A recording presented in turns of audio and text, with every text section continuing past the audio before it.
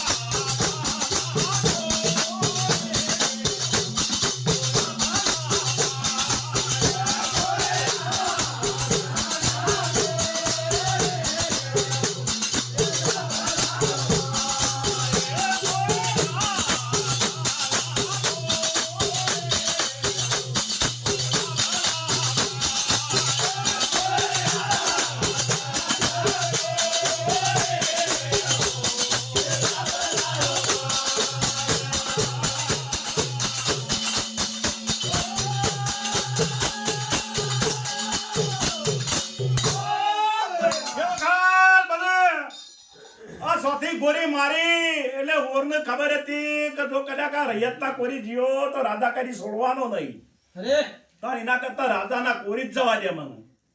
તે રાધાના કોરી જતા અને ડાબા પગે નખ મારી ના હુગર હતો એટલે નાહી ગયો એ ખરા લશ્કર શેડી ના રાધા શેડી. કનાકપુરી જો હા હા ઓરનાય ભાઈ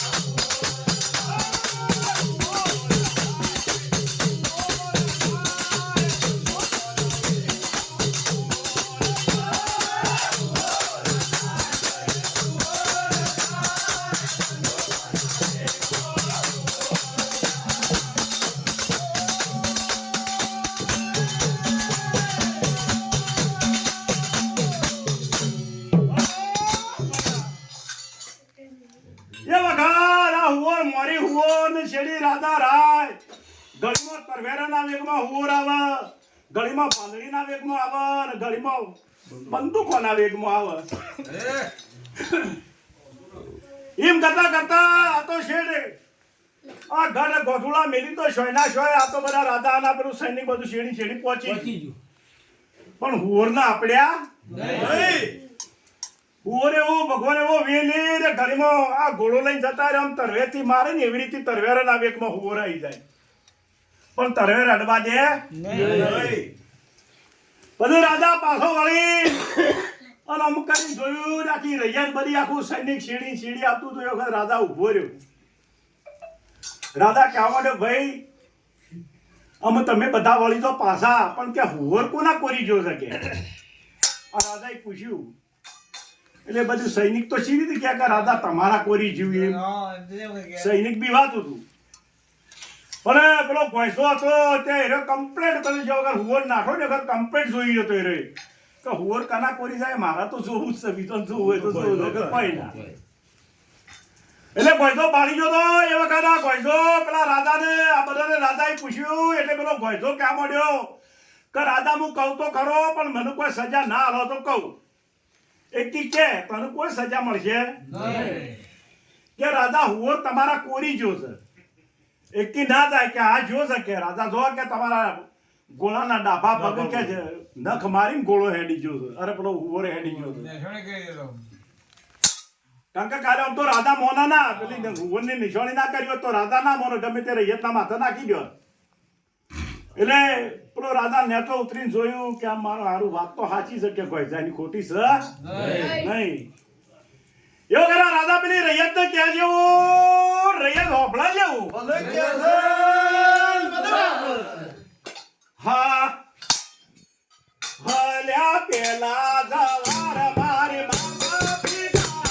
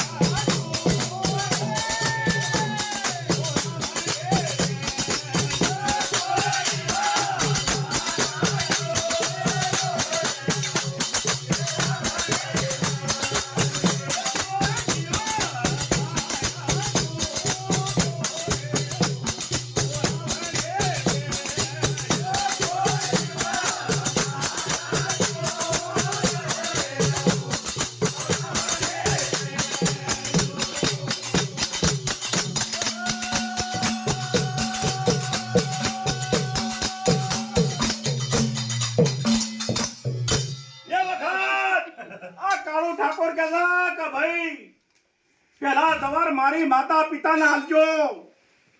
ઇનકા જીવતા હશું તો વળીની ઘેર આવશું. કા બીજા તમાર મારા કુટુંબ ભાઈઓને આપજો કે ઇનકા જીવતા હશું તો પેટી રાવણે મરી જાતો.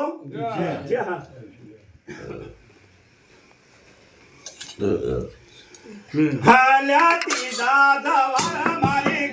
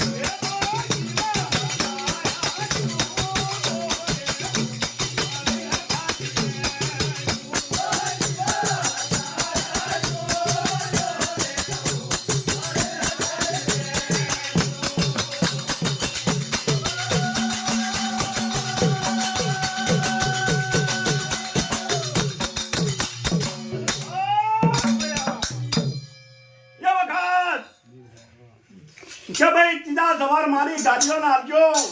એમ કે જીવતા હશે તો ફરી ગાડી આવીને એ હજુ મરી જતો એ ચા તૈયાર થઈ ગયો